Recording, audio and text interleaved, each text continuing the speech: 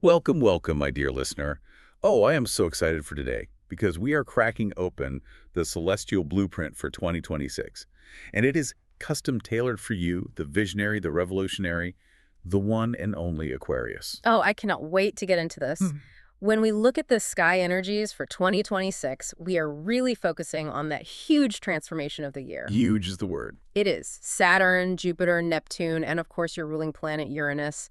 They are all like conspiring to make 2026 just a monumental year for you, a rebirthing process. A total rebirth. And our mission today is to cut right to the chase because, let's be honest, you brilliant Aquarians can be um, famously impatient. So we're going straight to the most exciting bits. You know how they can be. Exactly. So Yeah. the core overview, my honeys, is this. If you have Aquarius sun, moon, or rising, 2026 signals a what we're calling a phoenix point. A phoenix point. I love that. It's a massive shift in how you communicate, how you handle your relationships, and it's about finally seeing the results of work you planted maybe 5 or 6 years ago. The waiting game is over. Okay, let's start with that first huge piece of news then. The big financial and communication liberation. We've seen Saturn, the planet of structure, moving out of your second house, right? Which is all about money and spending. Right, a very serious transit. Now, that structure meister is marching right into your third house. And the third house is all about the mind, communications, siblings, neighbors, that whole local scene. Exactly. And Saturn's transit here, it's going to last for 2 years. All the way into 2028, it is so powerful because it brings discipline to the mind. Discipline is exactly what our Aquarian geniuses need in a world of information overload. So this is like forcing a much-needed digital detox, isn't it? Precisely. Aquarius is the sign of technology, of global networks. You're always pulling in information. Now, Saturn comes in and just trims the excess. It demands rigor. It helps you get rid of the distractions that have been keeping your brilliant mind scattered. So you're building like an intellectual infrastructure. But what about the payoff? You mentioned results from past efforts. That is the real gift here. This is the moment when all that conceptual work you've done, maybe for the last 5, 6 years, finally starts to give real, tangible results. Oh, wow. Think of it as the culmination of your late 20s or early 30s cycles. It's like the first head of the plant poke after years of brewing underground. I absolutely love that metaphor, the first head of the plant poke. Yeah. So after all that structure and maturity, what's a practical application? How do we use this in the world? It's all about finding your voice of authority. Ooh. If you've been feeling unheard by colleagues, or maybe your ideas were just a little too far ahead of their time, this is your chance to learn to speak with maturity and impact. You could become a real community leader, maybe publish that complex paper, or launch that really structured online course you've been thinking about. That sets the stage perfectly Mm. because a disciplined mind needs a disciplined life to support it. So let's shift to the first half of the year. The work, health, and routine upgrade. Jupiter is still bringing the blessings until July. That's right. Until July, Jupiter, the great benefactor, is in your sixth house of health, routine, and work. Now, we know Aquarians are famous for their big picture thinking. Sometimes the day-to-day details of the sixth house can feel A drag, a total drag. Wow. The administrative burden of life just bogs down the revolutionary mind. Exactly, but here's where Jupiter helps. It expands your duties, yes, but it makes the tasks easier to manage. Jupiter kind of breezes through things, it takes the friction out of the mundane. So it's not about becoming a detail-oriented accountant overnight. Not at all. It's about simplifying your environment so your big ideas can flow. If you run a business, it suddenly gets so much easier to find the right employees or support system. If you're looking for a job, this is when you find one that genuinely expands your opportunities with way less struggle. That is such good news.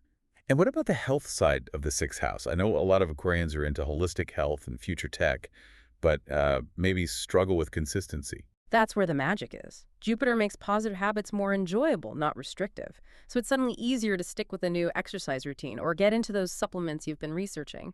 You feel better immediately, and that's the motivation. You're building a healthy, sustainable base. I see the structure now. A disciplined mind meets an easy-flowing routine. Okay, but the second half of 2026, things get dramatic.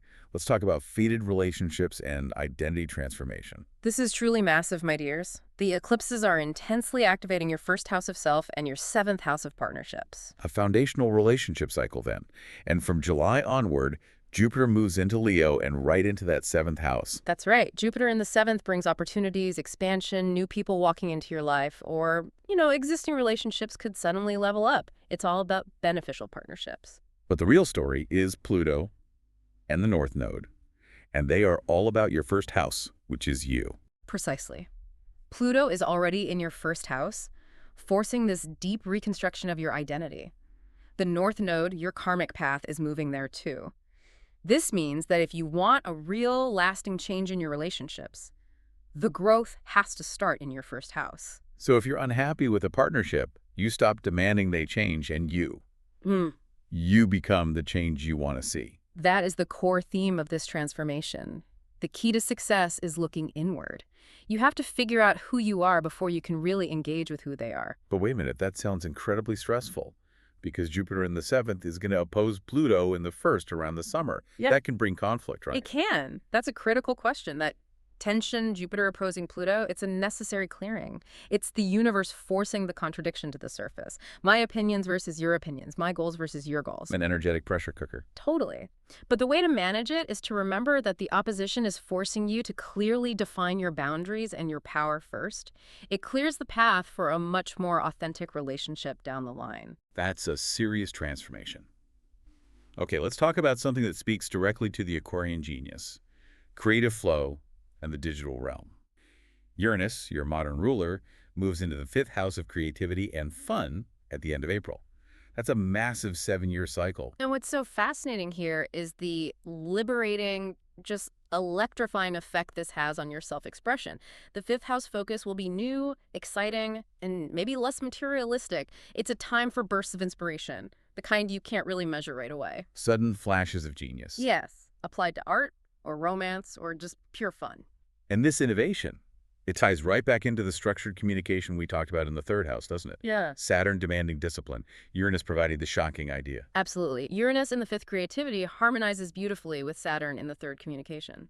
This combination means you can harness those innovative bursts into a communicable structure. Like those groundbreaking online workshops you mentioned. Exactly. Or mastering spirituality by sharing new ideas, or partnering with a sibling on a really unique community project. You become the genius amplifier for your community. Okay, so that's the highest expression. Whoa. But we have to talk warnings, because Neptune is also in that 3rd house, which can bring fog and anxiety. Yes. The negative side is potential digital overwhelming, anxiety, and definitely some sleep disturbance. Your brain is processing so much. So we specifically recommend you prioritize EMF protection right now. You need to build boundaries around the information flow. It's about protecting that newly disciplined mind from burnout. Okay, and here's a very specific practical detail check from our sources. The 3rd house also rules short-distance travel. So if you happen to be buying a new car. Please, my lovely listener, I know where you're going with this. check the brakes. It's a great illustration, isn't it? Saturn in the 3rd demands attention to every detail, especially in transportation and agreements.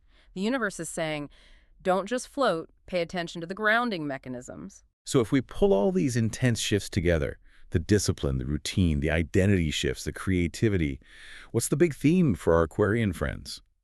If we connect all the dots, 2026 is a warrior spirit time for you, my honeys. You are rising from the ashes of past constraints.